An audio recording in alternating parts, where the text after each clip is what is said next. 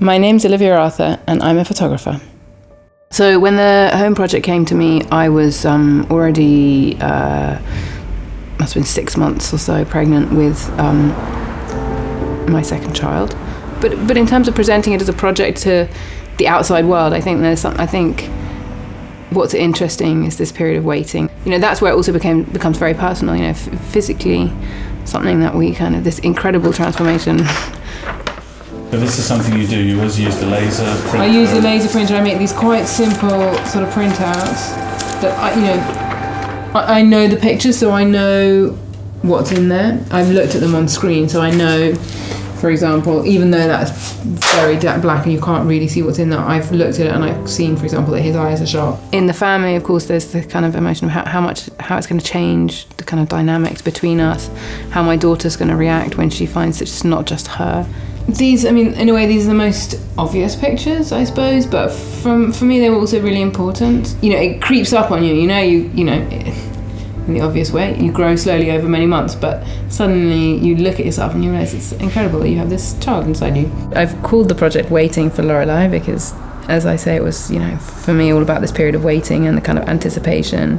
As it turned out, because of for various reasons, I had to have a C-section. This sort of final, a very intense period of waiting to go in for, you know, this operation was a very strange experience for me. I've never had an operation before, and it, in fact, you know, was just the process of the operation itself. It was very emotional for me. This picture, although it's kind of slightly abstract, this is the hospital hat that we had to wear to go into theatre.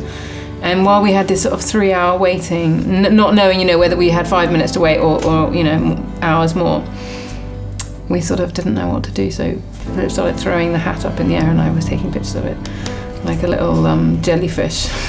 I was very nervous about going in for this operation and you know, this anticipation, were we going to get shifted to the next day, that sort of thing, and then until we kind of waiting and trying to kind of bide our time. And there's obviously a lot of pictures of Taya, with Philip. This is her little baby that she loves very much. She's at an age now where she understands that we're taking pictures, that it's you know, when we get out a big camera, that there's something important, or it's, you know, she understands it a bit. And yeah, there were a couple of strange moments for me. I remember one time when she sort of had a tantrum and she was crying and she wanted me to she asked me, take a picture of me now. Why? And I don't know why. She was having a tantrum and somehow she could suddenly see her tantrum from my point of view. To me, this is very emotional, this picture, and particularly because she knows she's wanted me to see her being so upset and to kind of record it.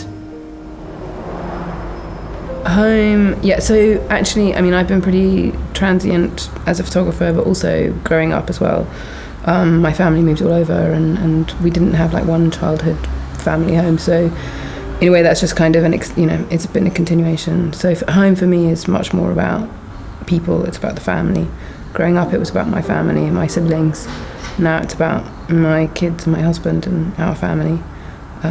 So yeah, home is not really about a house or a building or a place for me at all. It's really about the people that I'm closest to. Yeah. Well, being a Magnum photographer, it's obviously a huge honour. Being part of a group of photographers, you know, whose work I have always admired, and so joining and becoming part of that was like a huge thing for me. My husband Philip is also a photographer. In fact, we met through photography. We both did this artist residence in Italy back in 2006. And which has been, you know, it's an amazing thing because we both, you know, we know each other's work. We don't have to explain things about our work to each other, but it's, you know, it's obviously, it has its complications as well. One of the things that we've done is we set up Fish Bar, the space downstairs. So we set up a gallery and a small book publishing house which publishes our own books, but also publishes other people's work. And I think, I mean, we did this for many reasons, but, you know, a big part of that was to have something that we did together rather than just being two single people doing our own work. There's an awful lot of details that I, you know, had photographed that in a way didn't, you know, make it for the final edit. So you have things like this, for example. This was, you know, my mum, the pottery. This is obviously very important. Yeah. So this is the picture when she's literally just come out, and you can see they've just lowered the screen here. So during the like beginning of the operation, they have there's a screen here, so you can't see, and then we've asked them actually specifically if they can do that, and yeah, it was.